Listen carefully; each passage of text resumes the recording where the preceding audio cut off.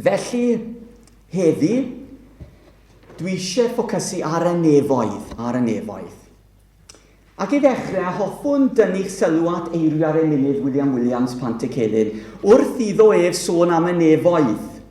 Yn wir yn ein hemynyddiaeth ni yng Nghymru, o hyd ac o hyd, mae yna sôn am y nefoedd, am y bywyd tragwyddol, am fywyd y nef, am y Jerusalem newydd, am Salem dref.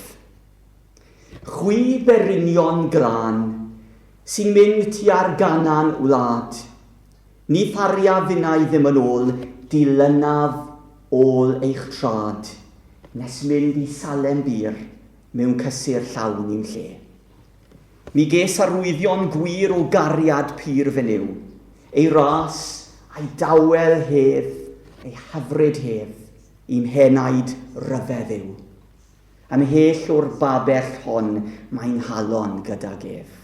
Ac yn y bennill ola, i ni'n clywed, mae'r mana wedi ei gael mewn dyrys anial dir, am borthi gaf, ond mynd ymlaen ar ffrwythau'r ganan bir. Mae yno sypiau grawn yn llawn o fewn i'r lle, o ffrind troseddwr moist y law a thynfu draw i'r dre. Yr wythnos hon, fel yr wythnos diwetha yn Saron Creinant, roedd thema'n gwasgu ar fy nghalon i, sef pwysigrwydd bwrw mlaen i'r bywyd tragwyddol, i'r byd tragwyddol, i ddyddiau da tragwyddol. A dyna beth yr oeddwn am wneud heddi, eich atgoffa chi o'r nefoedd, trwy fyfyrio ar y nefoedd. Roeddwn am wneud hyn oherwydd i mi, mae'n feddigyniaeth llwyr. Mae'n feddigyniaeth llwyr. Meddigyniaeth sydd yn dod o'r gair ac o enau Duw ein tad. Yr ymwybyddiaeth a'r dealltwriaeth o ail ddyfodiad Crist i'r byd pa neu fydd yn casglu'r saint ynghyd. Nawr, mwyn gwerthfawrogi a deall yn llwyr perffeithrwydd y nefoedd sydd i ddod, rhaid sylweddoli a dod i gytundeb fan hyn yn y tabernacl yn y ffaith taw fyd toredig sydd gyda ni heddi. Byd toredig sydd gyda ni ar hyn o bryd. Nawr mae rai yn meddwl bod hwnna'n eitha depressing. Wel, mae pobl yn neud pethau da yn y byd. Bydd heilwen wedi'r glaw. Daw eto hael ar fryn. Bydd pethau'n iawn gyda phobl y byd. Iawn. Ond, i ni byd y cwmp. Byd sydd llawn pechod. Hyd yn oed os bydd yr enfys yn dod wedi'r glaw. Dyn ni gyd yn ymwybodol o'r problemau sydd yn ein gwynebu ni yn awr yng Nghymru ein gwlad ni. Yn y Deyrnas Unedig a thrwy'r byd i gyd ond i ni. Problemau digartrefedd, cyffuriau, alcohol, problemau moesegol enfawr, busnesau yn chwalu ar hyn o bryd, dadle, cwmpo mas, cweryl, hyd yn oed gyda aelodau'n teuluoedd ni, ymladd, casineb, diffyg harmoni, penderfyniadau llygredig, diogrwydd, dinladdiadau ac yn y blaen. Nid oes terfyn i'r pethau gwael sy'n digwydd yn y byd ar hyn o bryd. Dyn ni gyd yn gwybod hefyd am o problemau ar hyn o bryd yng Nghymru sydd gyda'n arweinwyr ni. Arweinwyr y byd nad sy'n credu, arweinwyr drwg sydd yn gormesu, arweinwyr sydd yn gormesu'r tlawd, anywynnog, a sychedig, a rai sy'n sychedu am gyfiawnder, arweinwyr sy'n casau Cristnogion, ac sy'n cosbi ein brodyr anchwiorydd ar hyn o bryd am hedwar ban y byd am eu ffydd nhw, am addoli ac am gyd addoli. Yn y byd ar hyn o bryd, mae yna ryfeloedd, mae yna ryfel, mae yna phoen, mae yna trais. Nawr, sa'n gwybod os ych chi'n derbyn y cylchgrawn Barnabas Eid. Ydych chi'n derbyn y cylchgrawn Barnabas Eid UK? Wel, dwi'n argymell y cylchgrawn i chi. Oherwydd yn y cylchgrawn Barnabas Eid UK, I ni'n gweld ac yn clywed am Gristnogion a'r hyn sy'n digwydd i Gristnogion ar draws y byd. Mae Cristnogion ar hyn o bryd, tra'n bod ni yma yn yr tabernacl yn addoli Duw, ein tad, yn cael ei lladd.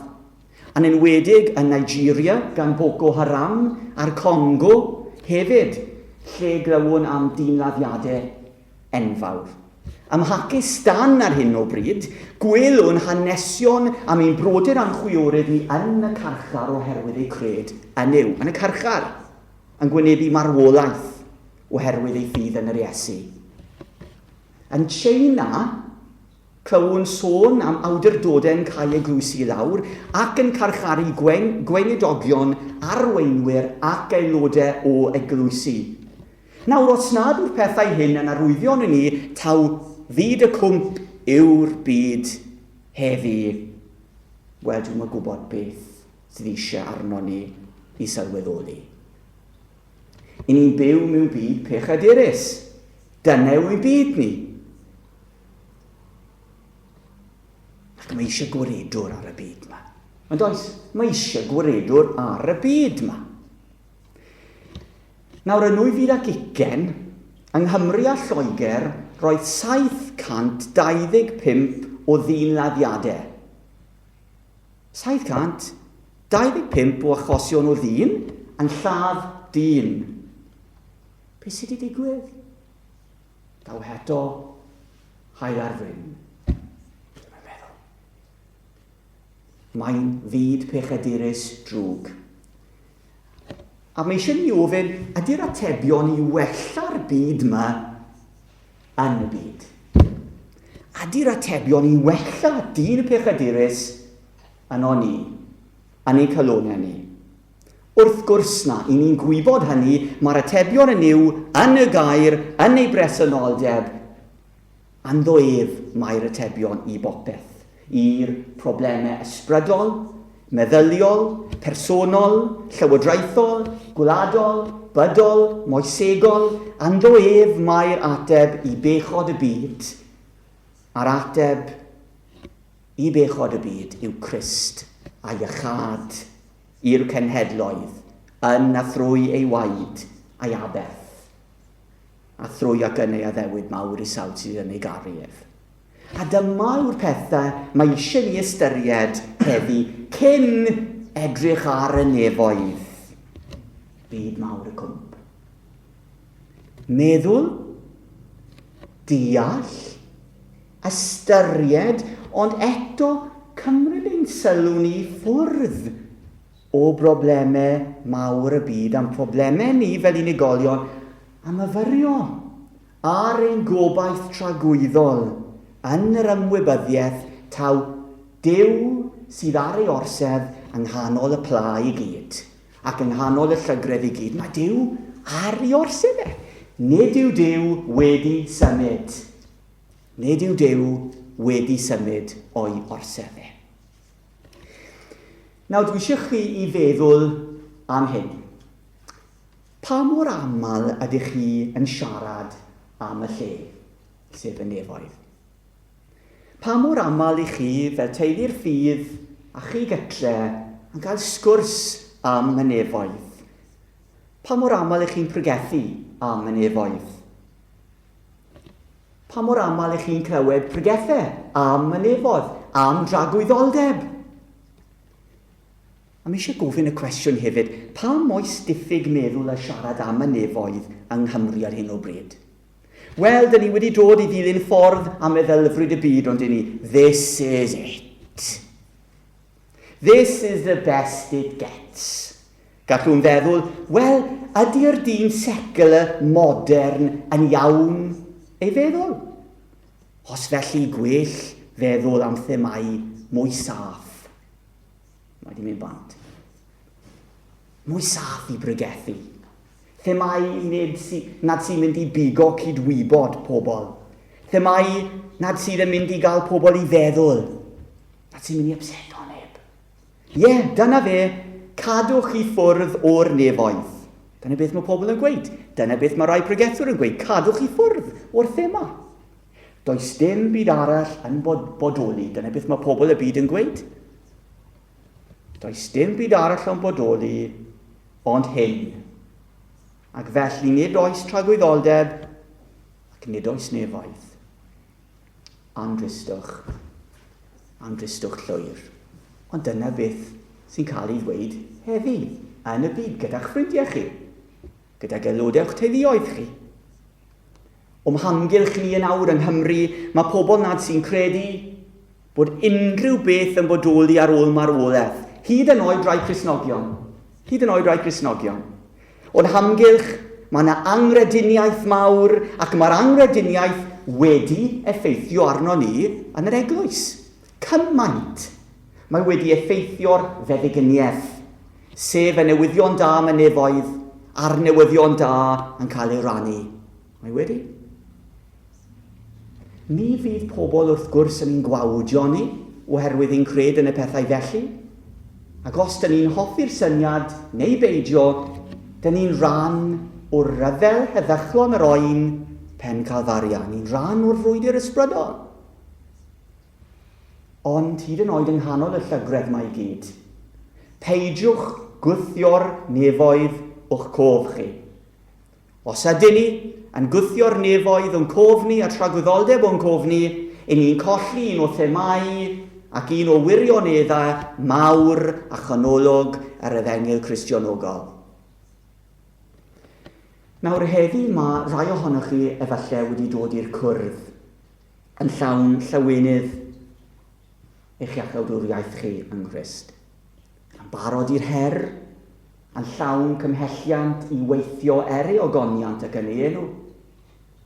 Llawn ffydd yn ei addewidio nef ar gyfer y dyfodol. Ac os ydych chi'n dod fel hyn heddi, rydych chi'n agos iawn at begwm euphoria eich fydd chi. Rydych chi ar y brig, ar y top efallai. Ond mae eraill wedi dod heddi i'r cwrdd. A nes at begwn yr oer fel. Y pegwn isel. Pegwn yr iselder ffydd. Ydych chi'n teimlo'n wag heno? Yn wan, mae'ch cymhelliant bron y diflannu am bethau'r ffydd efallai i chi'n agos at droi lan. Mae'r blas i addoli fel cynt efallai ar fi'n pallu. Chi di anghofio am y meddyginiaeth Duw. Mae'r byd wedi cymryd dros eich bywyd chi, ac mae'r ffydd yn dechrau oeri. Mae'n gallu digwydd. Bydd eraill ohonoch chi wedi dod heddi ac eich chi rhywle yn y cenol, oherwydd mae popeth yn mynd yn iawn, yn dda, ac eich chi'n teimlo'n eitha sefydlog eich ffydd a'ch cyflwr ysbrydol chi, ond mae yna amheuon dy chi, am dragwyddoldeb. Wrth gwrs, anghywir fydd anghofio hefyd am y rai sydd wedi dod heno, efallai bod rai ohonoch chi wedi dod yn hollol wag yn ysbrydol, ac yn hollol diobaith, diflannu bron mae'r ymwybyddiaeth o bethau'r ffydd yn Grist. Wag. Chi di anghofio am feddyginiaeth Duw. Nawr y Beibl. Mae Beibl gyda ni gyd yn does. Ond tybed faint ni'n agor yn Beiblau ni. Tybed faint o ddefnydd mae'n Beiblau ni'n cael yn ein tai ni. Plant, pobl ifanc, oedolion.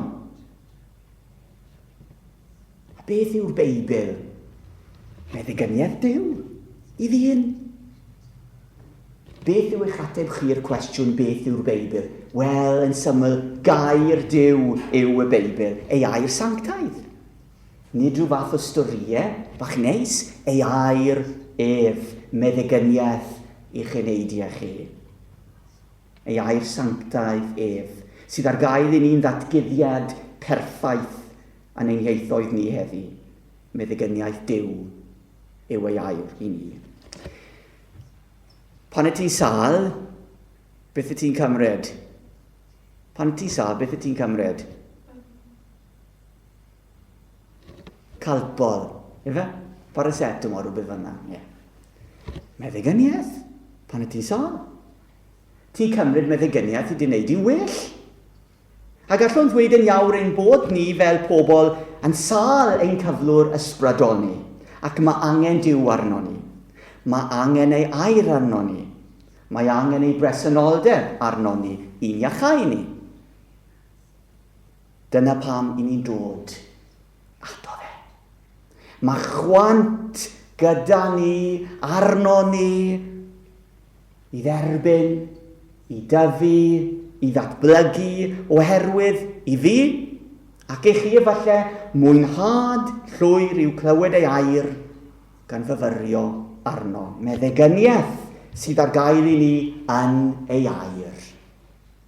Os nad yw gair y meddygyniaeth i chi, wel, falle mi eisiau chi ystyried beth yn dwys.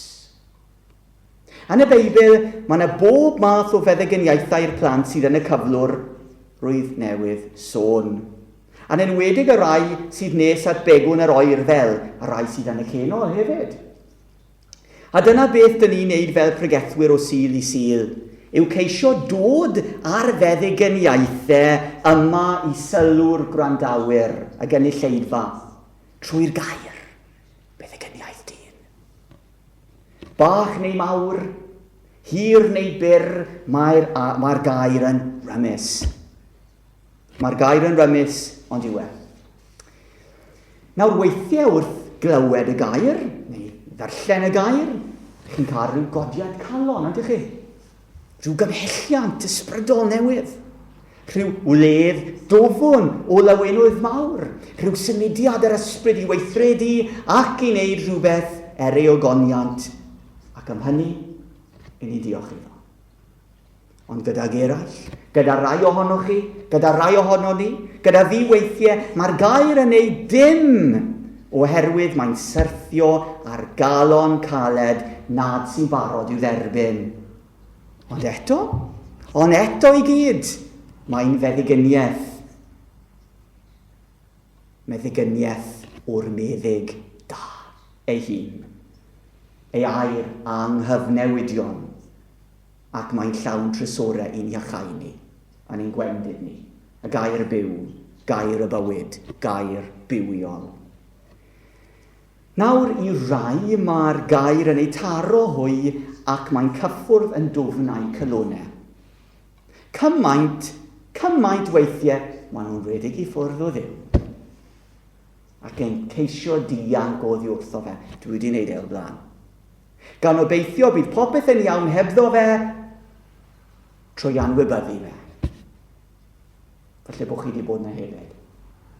Ond na, mae'r ateb ynddo ef, hyd yn oed pan ni'n teimlo fel hyn, yn y gair, yn ei bresenoldeb, ac weithiau mae angen i ni datblygu ysbryd o ostyngeidrwydd gyda'r gair.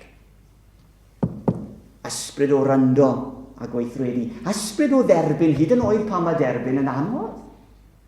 Ysbryd o fodlondrwydd, hyd yn oed mewn gwrthwynebiad.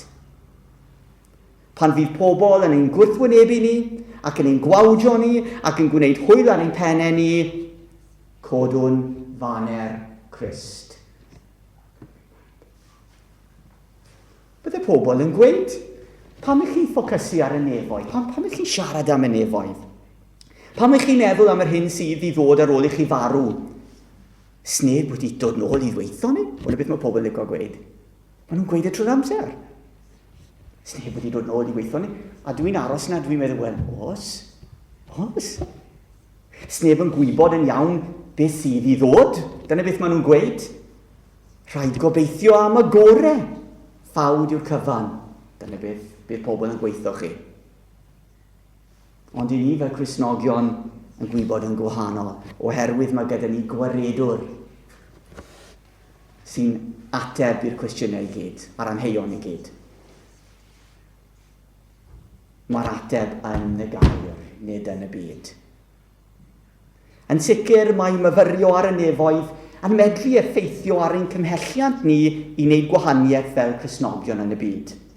Mae myfyrio ar bethau'r nefoedd ac ar y nefoedd yn medru wneud gwahaniaeth yn ein bywydau ysbrydol ni fel unigolion, ar fywydau ein heglwysu ni ac ar gymdeithas ein gwlad yn byd ni. Mae'r nefoedd yn fy nghyffroi i fel Cristion, a di yn cyffroi chi.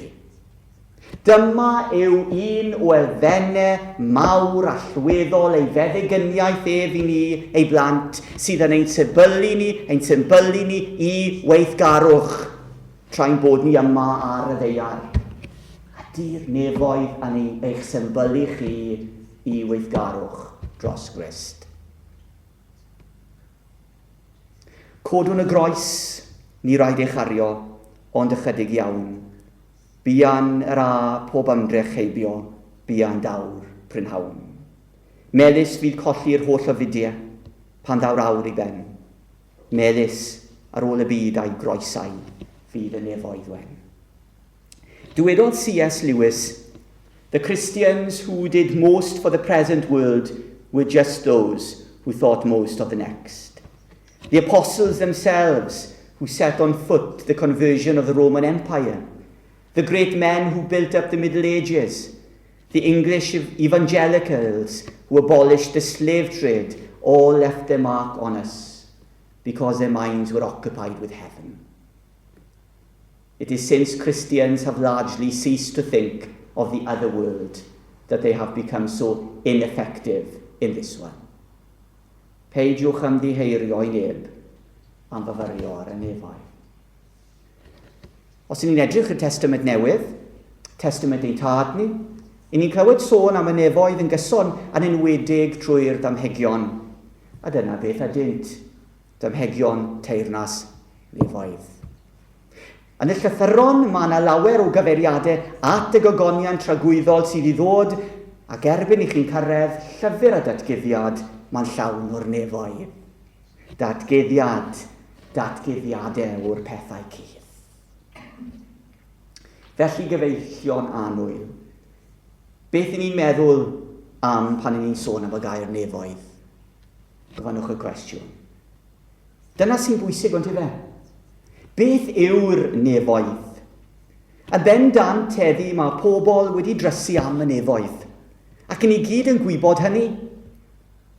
Ydyn ni'n sôn am yr awyr, ffurfadden, nac ydyn.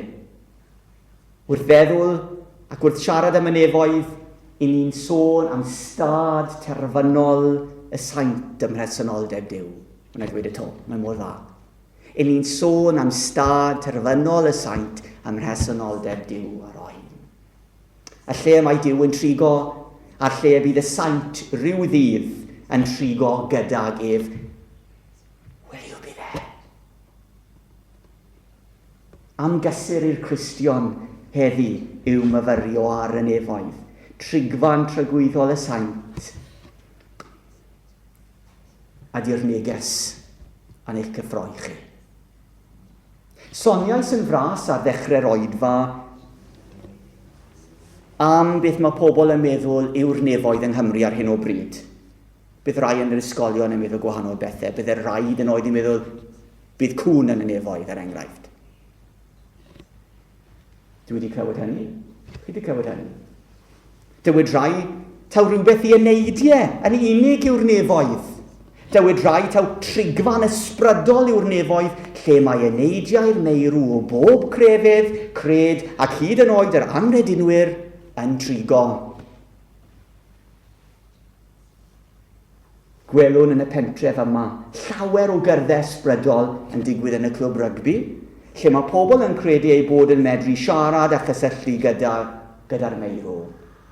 Yn digwydd dros yr ewl yma.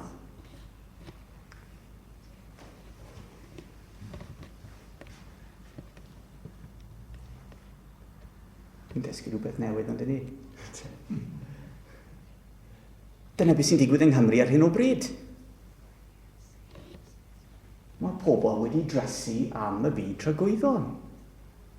Ond yn y bôn, anghywir yw hyn i gyd oherwydd yn y Beibl gair Duw, mae yna ddarlun gwahanol o'r stad erfynol yma yn cael ei gyflwyno i ni. Yn Eseia 65, fel y darllenwyd ar ddechrau'r oedfa.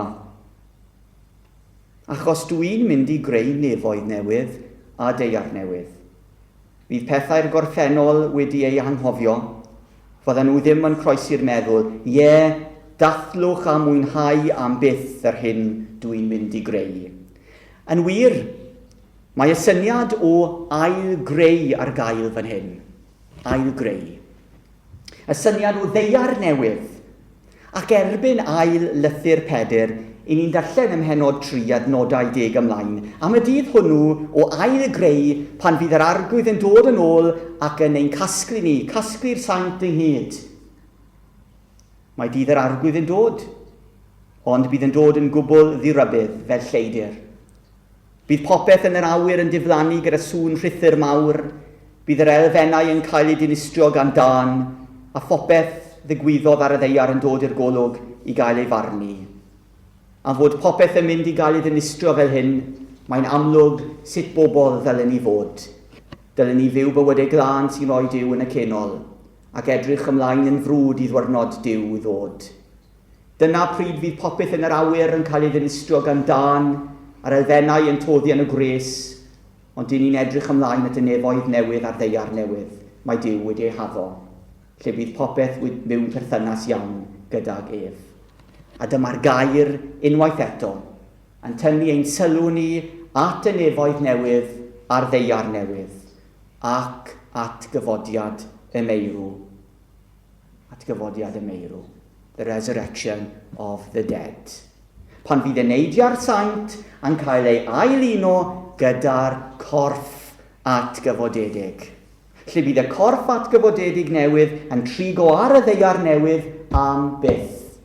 Dyna yw'r nefoedd. Falle nad ydych wedi sylwi o'r blaen, ond dyna beth yn ni'n galw'r nefoedd. Y ddeiar newydd sydd i ddod. Stad tragwyddol y saint. Rhywbeth parhaol. Cwestiwn arall sy'n codi yw, wel, beth sy'n digwydd i'r saint ar ôl marw? A chyn ar rwng atgyfodiad y corff. Cwestiynau mawr heno. Mae rai wedi dadle bod yr enaid yn mynd i gyflwr o gwsg. Cwsg anymwybodol. Cysgan Dachwedd. Ni wedi clywed hynny, ydyn ni. Mae yna rai yn anghytuno. Am fod yr ysgrythyr yn cyfleu bod stad ymwybodol i'r enaid rhwng marw ac atgyfodiad y corff. Nawr, nid oes llawer am hyn yn yr ysgrythurau, ond meddyliwch nôl i Grist ar y groes ar Galfari, yn troi at y lleidyr ar y groes ac yn dweud wrtho fe yn Efengyl Luc 23, wir i ti, cei di ddod gyda mi i baradwys heddiw. Y stad ymwybodol i'r enaid rhwng marw ac atgyfodiad y corff i fywyd newydd ar y ddeiar newydd, paradwys. Paradwys. Hanes y gŵr ar y groes sydd yn cyfleu i ni a byddai'r gŵr wedi cael rhyw welediad a phrofiad arbennig a phlesur yng nghwmni Crist y diwrnod hwnnw. Yn cael mynediad at rhywbeth gwell fel dywedodd Paul yn Philippiaid penod 1, oherwydd i mi Crist yw byw ac elw yw marw. Ond os oedd i barhau i fyw yn y cynawd, bydd hynny'n golygu y cael ffrwyth o'm llafur. Ac ar ôl y stad ymwybodol yma, ni'n dysgu y bydd atgyfodiad y corff, y stad derfynol yma i bethau tragwyddol terfynol, pan fydd holl hanes y byd hwn wedi dod i ben. A'r greadigaeth newydd yn dod i fodolaeth llawn a llwyr. Am gysur ni heddi, wrth edrych ar y byd sydd gyda ni heddi. Ni'n meddwl am eiriau'r munud enwog, pan ddel y Crist a bloedd y fuddugoliaeth, am dwyn i dref mor llawen fydda fi, am grymu yno wnaf mewn parchedigaeth, gan ddatgan byth fy niw mor fawr o'i ti. Nawr, yr unig bobl all gymryd rhyw gysur heno wrth feddwl am y nefoedd yw'r pobl sy'n sicr o'r nefoedd. Nawr, sneb yn gwybod pan fydd marwolaeth yn dod i. Sneb yn gwybod. Ac yn ni'n gwybod hynny fan hyn heno. Sneb yn gwybod pan fydd Crist yn dod nôl. Dim ond Duw. Ac mi eisiau ni ofyn y cwestiwn heddi. Pa rai ohonom sy'n cael cysur wrth ddyfario ar y nefoedd? Pa rai ohonoch chi sy'n ddim yn cael cysur wrth ddyfario ar y nefoedd? Pa rai ohonoch chi sy'n meddwl bod meddwl am y nefoedd yn depressing, yn boring, os ydych chi'n eisiau chi ailfeddwl? Dim ond y pobl sy'n sicr ac sy'n siŵr taw eu cartref tragwyddol yw y nefoedd bydd yn cael cysur heno wrth feddwl am y nefoedd. Dwi'n gywir? Mae wedi dod yn boblogaidd iawn, ond yw ei feddwl bod pawb yn mynd i'r nefoedd. Pawb yn y diwedd yn y nefoedd. Mae Duw yn dad i bawb, ti wedi bregethu hyn o blaen, Emyr. A nina i gyd yn blant i Dduw, a'r safbwynt yn dod, wel, mae Duw yn dda. Mae'n croesawu pawb ac mi fydd mynediad gan bawb i'r nefoedd oherwydd ni fydd Duw yn troi unrhyw un i ffwrdd. I ni gyd yn mynd i fod yno yn y diwedd. Paid a becso, newch beth sy'n neud ti'n hapus. Dyna beth sy'n cael ei dweud nawr. Chi wedi clywed hwnna? Yn y coleg, yn y brifysgol. Do what makes you happy. Look at the world.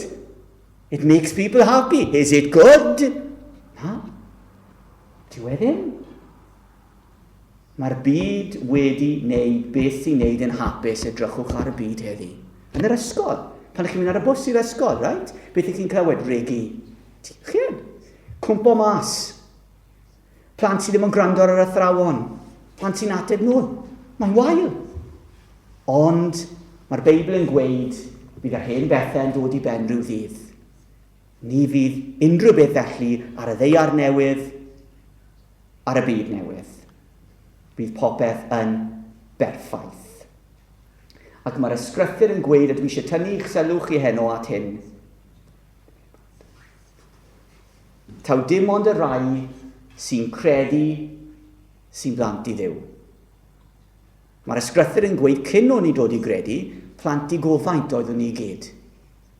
Gwelwn wrth gyferbyniad llawn fan hyn. Eithriad. Plant i gofaint, plant i Dduw. Pawb sy'n ei dderbyn ef, nhw sy'n blant i Dduw, fel y mae Ioan yn dweud.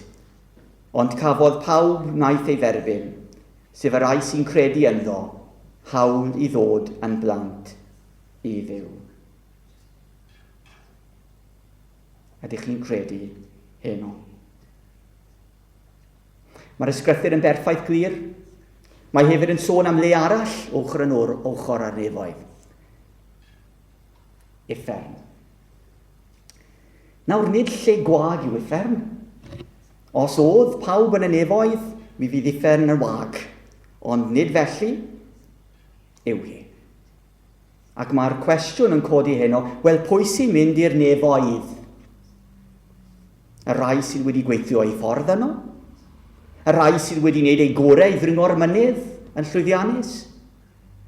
Gobeithio cael mynediad trwy'r gatau wrth fod yn garedig, bod yn grefyddol, yn y gobaith o gyrraedd diben y mynydd yn y pen draw. O'n i'n siarad gydag aelod yn y creinant. Hyfryd iawn, mae'n hyfryd iawn. A mae'n 89 a mae'n gweud pethau fel, dwi'n gobeithio bod fi wedi bod yn digon da. Dwi'n eistedd yna llawn tristwch wrth glywed ei geiriau hi. Dwi wedi clywed eraill yn dweud, sa'n gwybod os dwi'n mynd i gyrraedd neu beidio. Dwi'n gobeithio fy mod i wedi bod yn dda, digon da i gael mynediad. Nid rhywbeth mae dyn yn ei ennill yw'r nefoedd, ond rhywbeth mae'n ei gael. Cyflwr pechod yw marwolaeth, eithir rhodd ras Duw yw bywyd tragwyddol yn ei gyflawnder yn y nefoedd. A thrwy ffydd yr achubwyd, rhodd Duw yw'r nefoedd, nid rodd dyn. Nid rodd dyn yw'r nefoedd. Mae rhodd y byd tragwyddol yn adlewyrchu calon y perchenog. Mae'n adlewyrchu calon Duw i'w ras, i ei oddi. Nid rhywbeth mae dyn yn ei ennill, fel y loteri, ond rhodd yw sy'n dod i'r Cristion yn ei gyflawnder rhyw ddydd. I mi, mae'r ansicrwydd yma sydd yn bodoli yn yr eglwys heddi yn hollol drist, ac i mi mae'n arwydd o berthynas tlawd gyda Duw, o ryw fath o berthynas hit and miss. Felly chi'n gofyn, sut ydyn ni yn mynd i gael sicrwydd heno bod y nefoedd i ni, i mi, ac i ni'r nefoedd. Grandewch ar eiriau Crist sydd yn ein cysuro ni. Ioan 14. Yn hi fy nhad y mae llawer o drigfannau.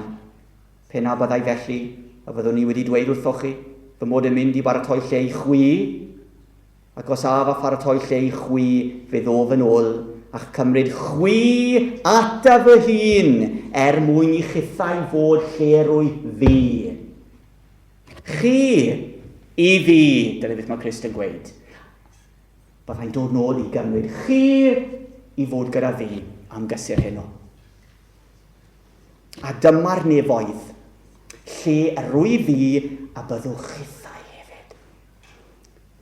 Fel y soniais ar ddechrau'r neges, mae'r byd yn meddwl bod pob person yn cael mynediad. Dywed rai gwahanol ffurf sydd at un dduw ac nid oes ots am y ffordd o gyrraedd. Nid yna felly yw'r efengyl Cristnogol, hyd yn oed os mae rai gweinidogion yn gweud e. Mae Crist yn gweud, mae fi yw'r ffordd, y gwirionedd a'r bywyd. Nid yw neb yn dyfod at y tad ond trwy fi. Datguddiad pennod 7. Ar ôl hyn, edrychais, a gweled dyrfa fawr na allai neb ei rifo. O bob cenedl, a'r holl lwythau a phobloedd ac ieithoedd yn sefyll o flaen yr orsedd ac o flaen yr oen wedi ei gwisgo a mentyll gwyn a phalmwydd yn ei dwylo. A roeddynt yn gweiddi a llais uchel, un diw ni sy'n eistedd ar yr orsedd ac i'r oen a perthyn y waredigaeth. Am hynny, y maent o flaen gorsedd Duw ac yn ei wasanaethu dydd a nos yn ei demel, y bydd ar hwn sy'n eistedd ar yr orsedd yn llwches iddynt. Ni newynant mwy ac ni sychedant mwy. Ni ddaw ar ei gwarthaf na'r hael na dim gwres. Oherwydd bydd yr oen sydd yng nghanol yr orsedd yn ei bugeilio hwy ac yn ei harwain i ffynhonnau dyfroedd bywyd a bydd Duw yn sychu pob deigryn o'i llygaid hwy. Cofio fi'n sôn ar ddechrau'r oedfa am fyd y cwmp. Dyma'r byd newydd. Cartrefle Duw yw'r nefoedd. Ac os yw dyn am fynd i'r nefoedd, rhaid ei fod yn mynd ar hyd y ffordd sy'n arwain atoedd. A Crist yw'r ffordd. Y ffordd i basio a heibio uffern. Y ffordd i'r nef. Ydyn ni ar y ffordd. Ydyn ni'n derbyn y Crist. Do, carodd Duw y byd gymaint nes iddo roi ei unig fab, mwyn i bob un sy'n credu ynddo ef beidio a mynd i ddistriw, ond cael bywyd tragwyddol. Os ydyn ni ar y ffordd, dyn ni yn mynd i gyrraedd pen y ffordd. Plant y ffordd sydd wedi ei dderbyn ac sydd yn ei garu ef. Ydych chi'n blentyn y ffordd i beidio. Os nad ydyn ni'n credu, eto mae eisiau ni i ddod heno. Psalm 107, dwi wedi mynd dros amser, mae'n ddrwg gen i. Weithiau dwi'n short and sweet, beth sydd wedi digwydd heno, dwi'n yn gwybod. Diolchwch i'r arglwydd oherwydd da yw, ac y mae ei gariad hyd byth. Fel yna dyweded y rhai awyredwyd gan yr arglwydd, arweiniodd hwy ar hyd y ffordd union i fynd i ddinas i fyw ynddi. Bydded iddynt ddod ag offramau diolch a dweud am ei weithredoedd mewn gorfoledd. Dyrfa fawr, na allai neb ei rifo, a fydd yno i ni. Lle mawr, lle enfawr, lle graslon. Heno yma, roeddwn am eich atgoffa o hyn, mwyn codi chi i frwd frydedd newydd ac angerdd newydd i weithio yn y byd sydd ohoni heddi, a myd y cwmp, ei ogoniant ef, ac mwyn ceisio dod ag eraill iddo ef, ac yna nes i'r nef. Ydyn ni heddi yn saint clir ein cred, cadarn ein ffydd, gweithgar ein ffordd.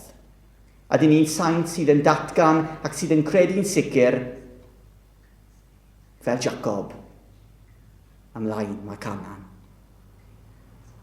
Canan tragwyddol mae'n le mawr. Perffaith. Lle mae'r hen ffordd a'r hen drefn a'r hen bethau wedi dirwyn I ben yn llwyr. A nefoedd lle nad oes angen mwyach clod I ddiw. Na thristwch mwyach clod I ddiw.